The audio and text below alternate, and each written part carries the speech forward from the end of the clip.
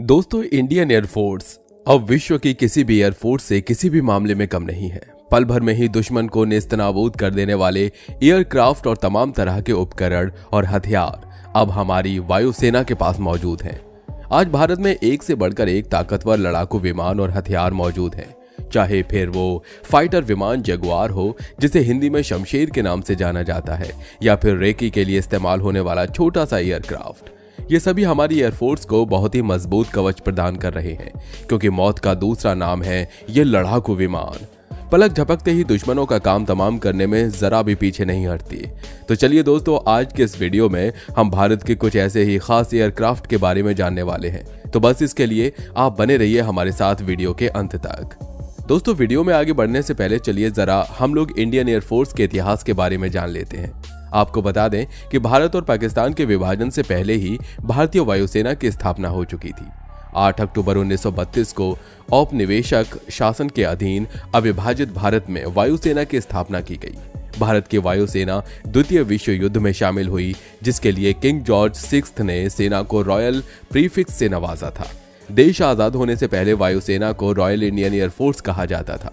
आजादी के बाद वायुसेना के नाम में से रॉयल शब्द को हटाकर इंडियन एयरफोर्स कर दिया गया। 1 अप्रैल 1933 को वायुसेना का पहला दस्ता बना, जिसमें 6 IF ट्रेंड ऑफिसर और 19 जवानों को शामिल किया गया था। भारतीय वायुसेना के पहले commander in chief air marshal sir Thomas W Elmhirst थे। आजादी के बाद सर थॉमस W एल्महर्स्ट को भारतीय वायुसेना का पहला चीफ एयर मार्शल बनाया गया था। वो 15 अगस्त 1947 से 22 फरवरी 1950 तक इस पद पर बने रहे।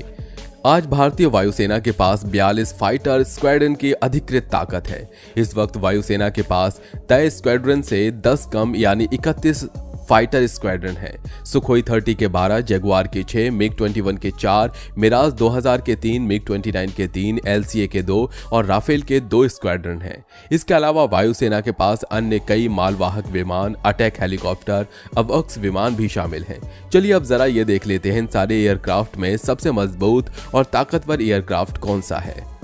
Number 1, Rafale. राफेल एक बहुत ही उपयोगी लड़ाकू विमान है। इसके एक विमान को बनाने में 70 मिलियन की लागत आती है। इस विमान की लंबाई 15.27 मीटर होती है और इसमें 1 या 2 पायलट ही बैठ सकते हैं। इस विमान की खासियत यह है कि यह ऊंचे इलाकों में भी लड़ने में माहिर है। राफेल 1 मिनट में 60,000 फुट की ऊंचाई तक जा सकता है। यह अधिकतम 24,500 किलोग्राम का भार उठाकर उड़ने में सक्षम है। इसकी अधिकतम रफ्तार 2002 से 2500 किलोमीटर प्रति घंटा है और इसकी रेंज 3700 किलोमीटर है। साथ ही यह 2 इंजन वाला विमान है, जिसको भारतीय वायुसेना को दरकार थी। राफेल में 3 तरह की मिसाइल लगाई जा सकती हैं। हवा से हवा में मार करने वाली मीटियोर मिसाइल, हवा से जमीन में मार करने वाला स्कैल्प मिसाइल और हैमर मिसाइल। राफेल लड़ाकू विमान स्टार्ट होते ही ऊंचाई तक पहुंचने में अन्य विमानों से काफी आगे है। राफेल का रेट ऑफ क्लाइंब 300 मीटर प्रति सेकंड है, जो चीन पाकिस्तान के विमानों को भी मात देता है। यानी राफेल 1 मिनट में 18,000 मीटर की ऊंचाई पर जा सकता है। लद्दाख सीमा के हिसाब से देखें तो राफेल लड़ाकू विमान फिट बैठता है। राफेल ओमनी रोल लड़ाकू विमान है। यह पहाड़ों पर कम जगह में उतर सकता है। इसे समुद्र में चलते हुए युद्धपोत पर उतार सकते हैं। एक बार फ्यूल भरने पर यह लगातार 10 घंटे की उड़ान भर सकता है। यह हवा में ही फ्यूल को भर सकता है, जैसा इसने फ्रांस से भारत आते हुए किया था। राफेल पर लगी गन 1 मिनट में 2500 फायर करने में सक्षम है। राफेल में जितना तगड़ा रडार सिस्टम है, यह 100 किलोमीटर के दायरे में एक बार में एक साथ 40 टारगेट की पहचान कर सकता है। इसके अलावा यह करीब 24,500 किलोग्राम तक का भार उठाकर ले जाने के लिए सक्षम है। साथ ही 60 घंटे अतिरिक्त उड़ान की भी गारंटी है। इस विमान में अभी जो मिसाइलें लगी हैं, वो सीरिया, लीबिया जैसी जगहों में इस्तेमाल हो चुकी हैं। इसके अलावा जल्द ही स्पाइस 2000 को भी इसमें जोड़ा जाएगा। भारतीय वायुसेना को अभी तक 5 राफेल लड़ाकू विमान मिले हैं, जबकि 2022 तक इनकी संख्या कुल 36 हो जाएगी, जिसे अलग अलग एयरबेस पर तैनात किया जाएगा। ये विमान अभी अंबाला एयरबेस पर तैनात है, जो चीन और पाकिस्तान सीमा के पास है। ऐसे में मौजूदा परिस्थितियों में यह बिल्कुल भारत के लिए फायदेमंद साबित हो सकता है। Number 2, Sukhoi 30 MKI। Sukhoi MKI भारतीय वायुसेना का बहुत ही शक्तिशाली विमान है। भारतीय वायुसेना के पास अभी total 272 Sukhoi 30 MKI fighter jets हैं, जो अभी एक्टिव रूप से काम कर रहे हैं। यह रूस के सुखोई 27 का एडवांस वर्जन है। इसे भारत में हिंदुस्तान एरोनॉटिक्स लिमिटेड यानी कि HAL बनाती है। इसे सबसे पहली बार रूस के सुखोई कॉरपोरेशन ने 1995 में बनाना शुरू किया था, जिसे 1997 में HAL ने लाइसेंस लेकर भारतीय वायुसेना के हिसाब से बदलना शुरू कर दिया।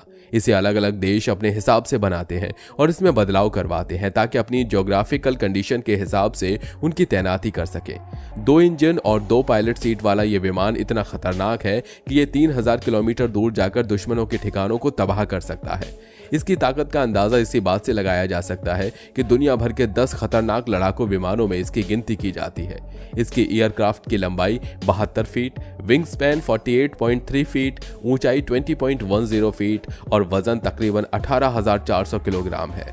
सुखोई 30 MKI में ल्यूल का L31FP after burning turbofan engine लगे हैं जो उसे 123 किलो न्यूटन की ताकत देता है।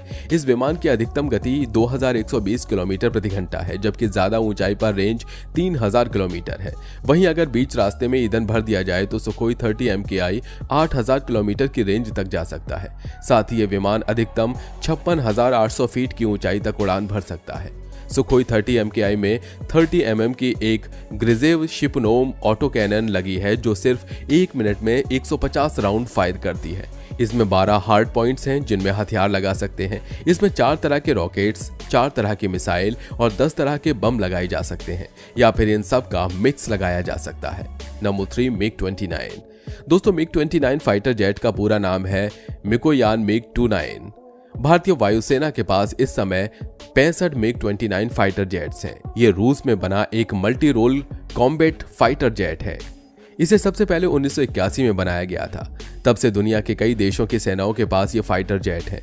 अब तक करीब 1600 MiG-29 फाइटर जेट बनाए गए हैं। नौसेना के पास इसका अलग वेरिएंट है जिसे MiG-29 कहते हैं। नौसेना के पास करीब 44 MiG-29 के फाइटर जेट हैं। इस फाइटर जेट को सिर्फ एक ही पायलट उड़ाता है। 56.10 फीट लंबे फाइटर जेट में 2 इंजन होते हैं जो इसे ताकत देते हैं। इसका विंग स्पैन 37.3 फीट का होता है। ऊंचाई करीब 15.6 फीट होती है। इंटरनल फ्यूल कैपेसिटी 3500 किलोग्राम होती है। MiG-29 फाइटर जेट की मैक्सिमम स्पीड 2450 किलोमीटर प्रति घंटा है। एक बार में 1430 किलोमीटर की दूरी तक मार कर सकता है, यानी इंटरनल फ्यूल के बल पर ये इतनी रेंज तक जा सकता है। वैसे कॉम्बैट रेंज यानी हथियारों के साथ ये 700 से 900 किलोमीटर तक जा सकता है। MiG-29 फाइटर जेट में 7 हार्ड पॉइंट होते हैं, यानी 7 अलग अलग तरह के बम, रॉकेट और मिसाइल लगाए जा सकते हैं। इसके अलावा इसमें एक 30 मिलीमीटर का एक ऑटो कैनन लगा होता है जो हर मिनट 150 राउंड फायर कर सकता है। इसमें 3 तरह के रॉकेट लगाए जा सकते हैं जो हवा, जमीन और सतह पर मार कर सकते हैं। इसके अलावा 6 तरह की मिसाइलें लग सकती हैं या फिर 665 किलोग्राम के 6 बम लगाए जा सकते हैं। नंबर 4 तेजस। LCA तेजस को MiG-21 लड़ाकू विमानों के साथ रिप्लेस करने की तैयारी चल रही है। 2003 में तत्कालीन प्रधानमंत्री अटल बिहारी वाजपेयी द्वारा लाइट कॉम्बैट एयरक्राफ्ट कार्यक्रम को तेजस नाम दिया गया था। यह दूसरा सुपरसोनिक फाइटर जेट है जिसे HAL द्वारा विकसित किया गया है। पहला HAL HF-24 मारुत को विकसित किया गया था। LCA तेजस एक सिंगल इंजन वाला मल्टीपर्पज लाइट वेट लड़ाकू विमान है। ये अपनी कैटेगरी का सबसे हल्का और सबसे छोटा मल्टीपर्पज सुपरसोनिक लड़ाकू विमान है। इसे हवा से हवा, हवा से जमीन और अपने टारगेट को सीधा दागने के लिए और गतिरोध हथियार ले जाने के लिए डिजाइन किया गया है। तेजस में single engine, compound delta wing और टेल लेस डिजाइन है। तो दोस्तों, ये थे भारत के टॉप 5 कुछ ऐसे फाइटर जेट्स जिसके डर से दुश्मन के पसीने छूट जाते हैं। तो दोस्तों, आज के वीडियो में इतना ही। मुझे उम्मीद है कि इस वीडियो से आपकी नॉलेज बढ़ी होगी। वीडियो अगर पसंद आया हो तो वीडियो को लाइक करिए, साथ ही अपने दोस्तों के साथ शेयर करिए और अगर आप हमारे चैनल पर नए हैं तो नीचे दिए गए लाल बटन को दबाकर चैनल को सब्सक्राइब जरूर कर लीजिए।